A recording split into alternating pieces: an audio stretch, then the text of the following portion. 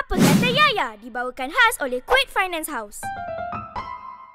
Adik duduk elok-elok tau. Habis nanti akak main dengan adik, okey? Okey.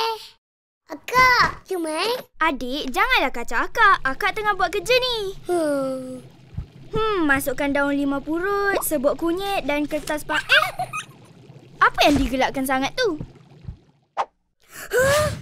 Ya Allah, adik. Kenapa adik buat macam ni? Wih. Tak boleh. Stop.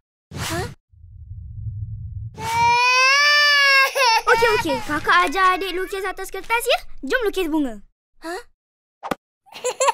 Bunga. Kalau kawan-kawan ada adik-adik yang lagi kecil, kawan-kawan kena jaga mereka dengan baik. Sebagai kakak dan abang, kita kena main dengan mereka dan kena sentiasa bersabar. Pesanan tadi dibawakan khas oleh Quick Finance House.